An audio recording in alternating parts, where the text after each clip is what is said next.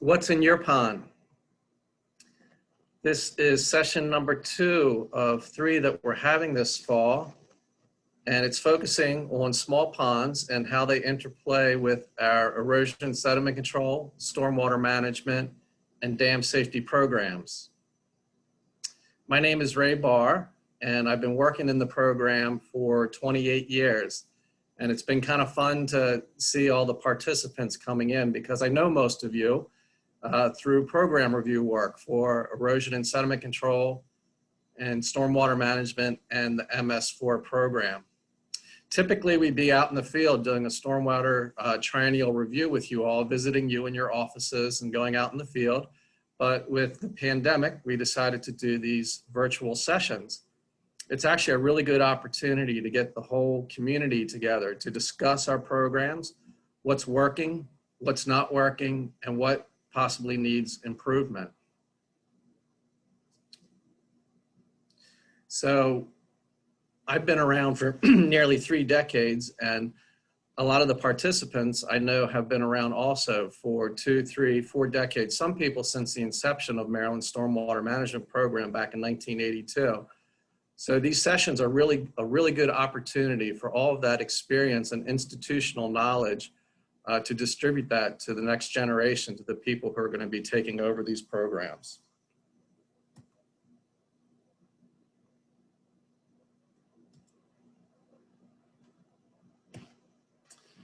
Okay, first off, some housekeeping. As Karen mentioned, the chat function will be used throughout today's session. Please ask us any questions, or if you have any thoughts or concerns or ideas, please use that. You will need to register. Right now, if you go to the chat, you will see a link to the roll call. Please click on that and register yourself. You will need to register if you want to pick up continuing education credits. You need to be both registered and attend for the entire program. Also, participation in these sessions will satisfy your jurisdiction's stormwater management obligation under the state's triennial review program. If you happen to get bumped or lose connectivity or your screen freezes, please leave and re-enter the session.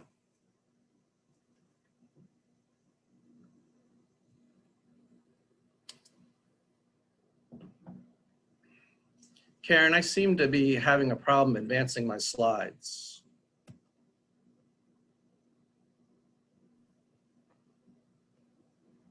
Okay. Okay, I got it now. So I wanted to start off with a damn good story. Last session and other sessions, we talk about improper design, construction. We learn a lot from failures, and the first session showed a lot of dam failures, but I wanted to just kickstart this from the very beginning with a damn good story. This outfall down here is about 300 feet away from where I am currently sitting. I live in a residential neighborhood in the Catonsville area that was built in the 1950s. This outfall on the other side of it, back up here, is an 18-foot dam. I'll be showing it to you shortly. But it was built in 1982, and primarily because this neighborhood experienced a lot of flooding, primarily after Hurricane Agnes, Tropical Storm Agnes in 1972, that I'm sure many of you are familiar with.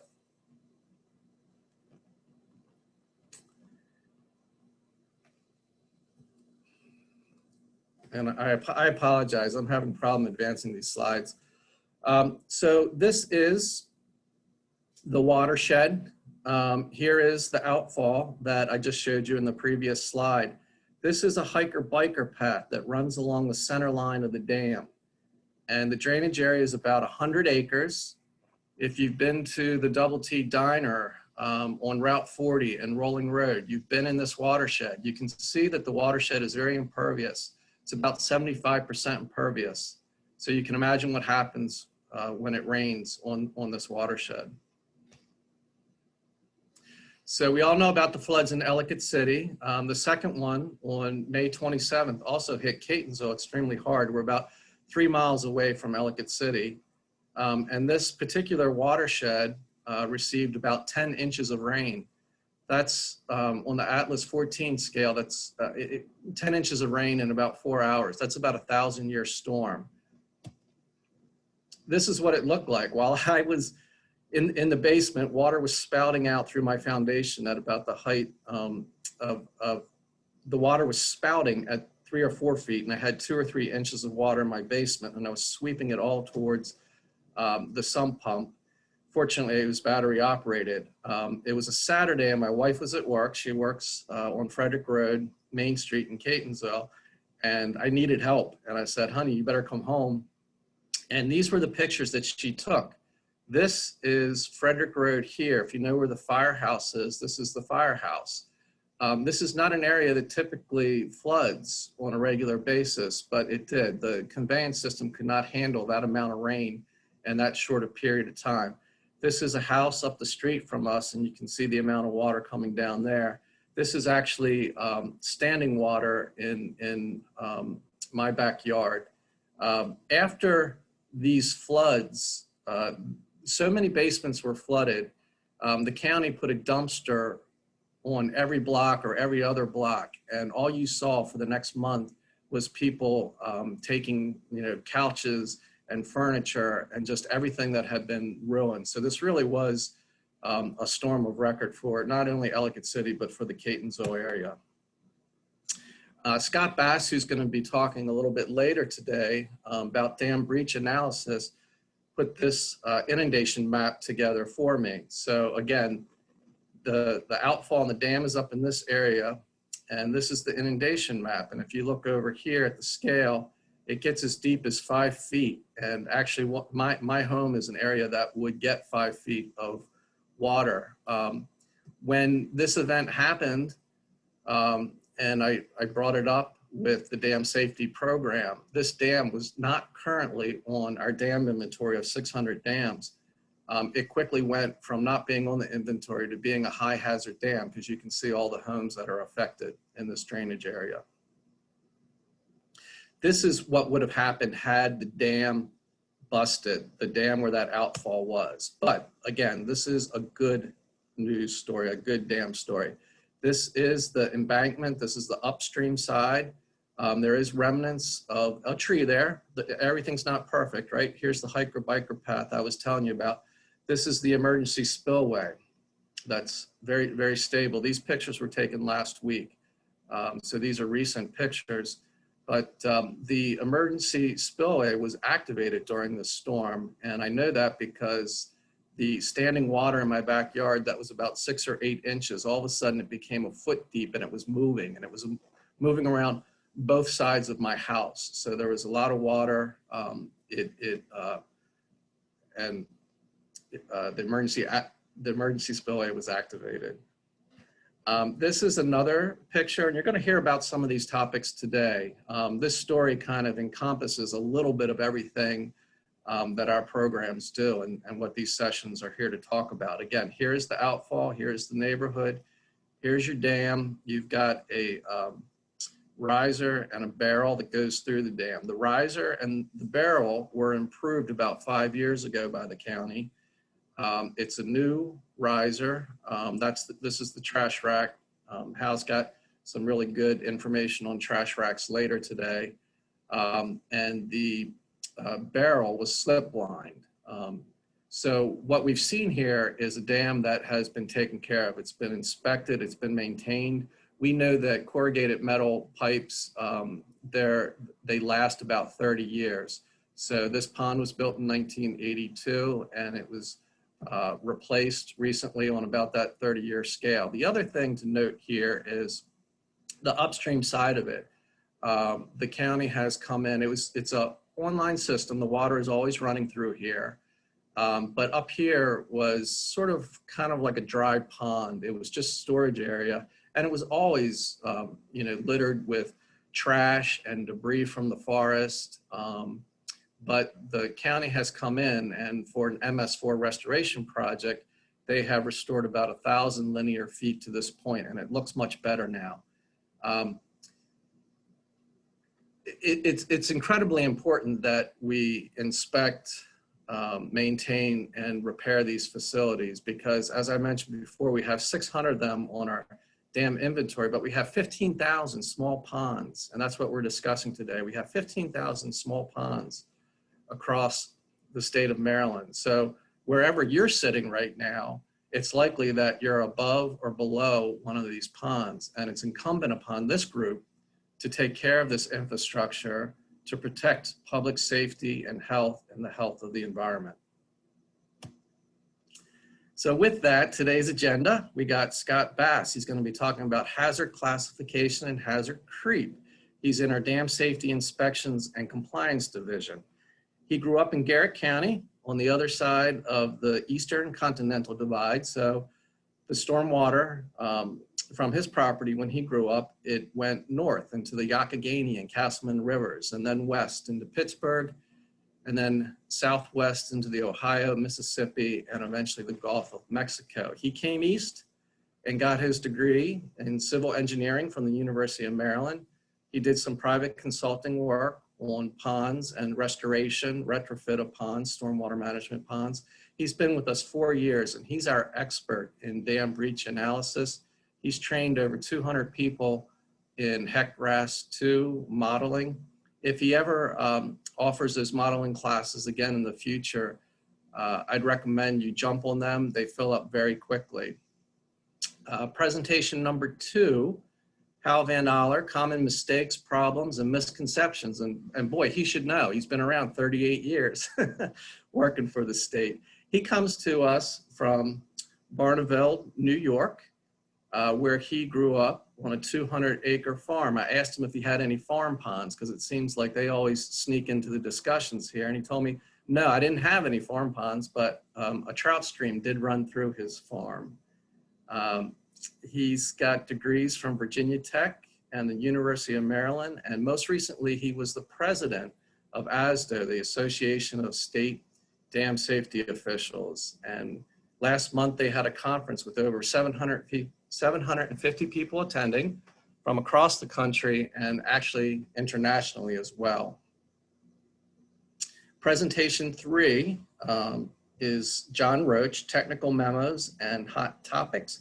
John's been with us 5 years. He comes to us from the Granite State, has degrees, both bachelor's and master's in civil engineering with a concentration in geotechnical engineering from the University of New Hampshire.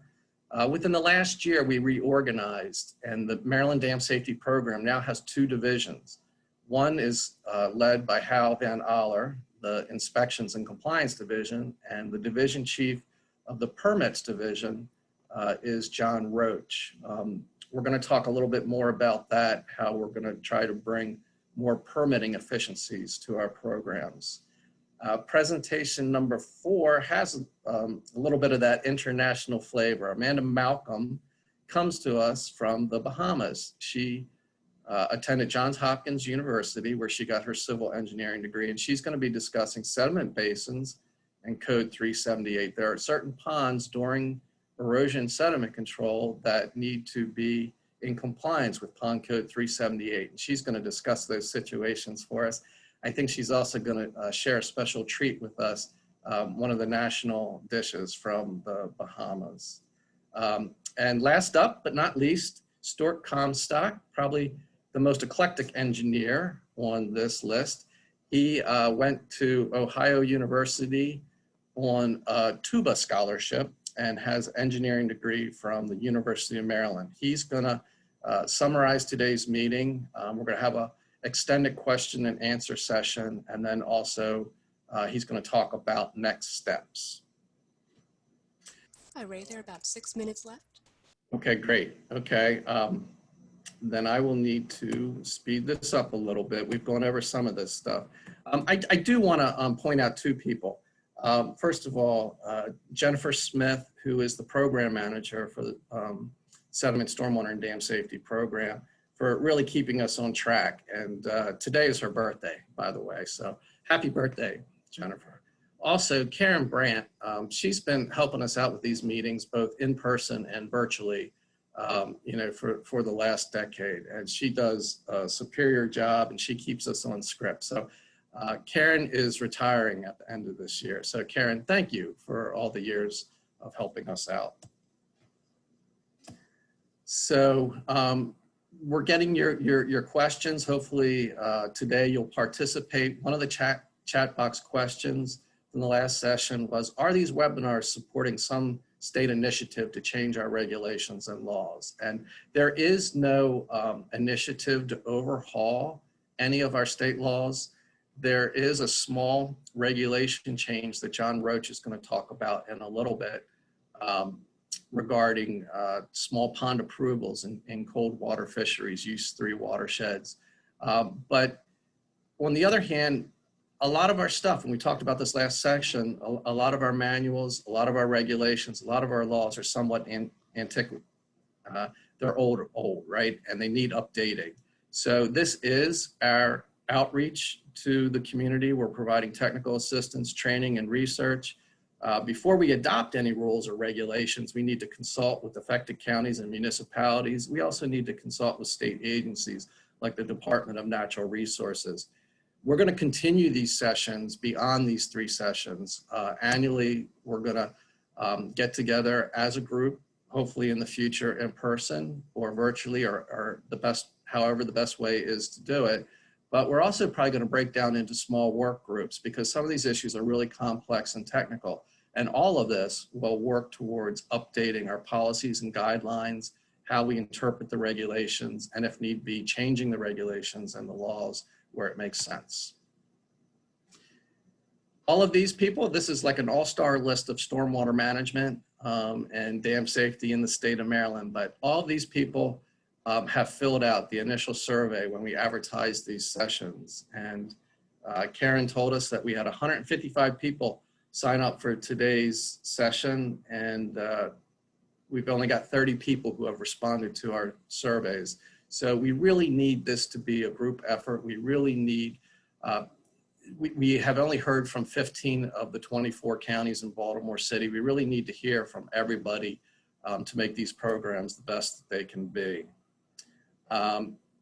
This was on the survey, this question, what do you need from the department?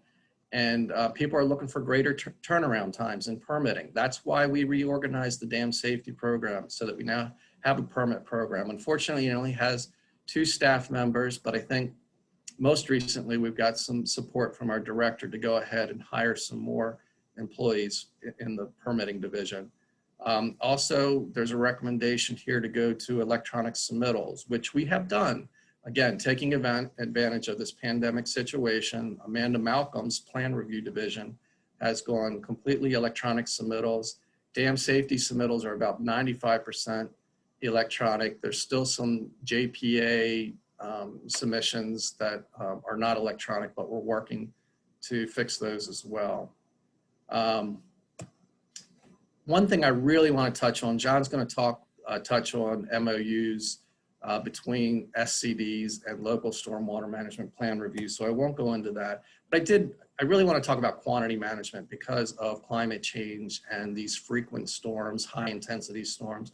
Currently, our regulations require the control of the 2-year frequency storm event, 10-year frequency storm event, or both is required according to the design manual if any county or municipality determines that additional stormwater management is necessary because historical flooding problems exist in downstream floodplain development and conveyance systems design cannot be controlled. So quantity management is required. It's left up to the counties. We got this handy dandy chart from Laura Ridler, SHA, because their projects run through all of our counties.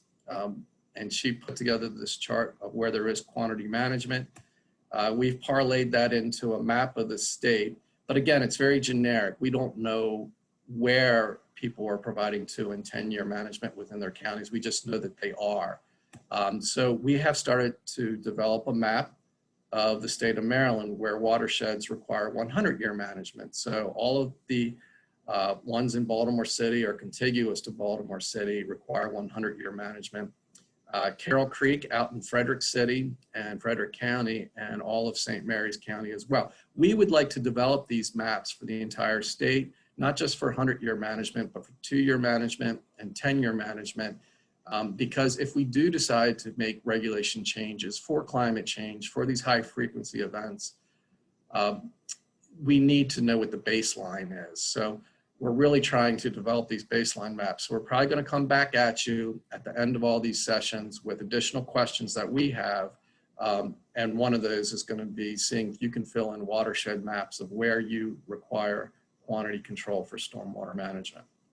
And finally, safety first. We do learn from our failures, and we did a dam inspection of the Savage River Dam out in Western Maryland, and MOSHA, Maryland Office of Safety and Health Administration, came along with us, and they wrote us up for a couple of violations for confined space and also for fall protection. But what that has really spurred for us is getting training in these areas. And we're just wondering if this is on your radar, and maybe this is an opportunity for all of us to coordinate training for our inspectors that are going out into the field to protect them. So with that, hopefully I haven't gone too far over time. If there are any questions, I can take them now.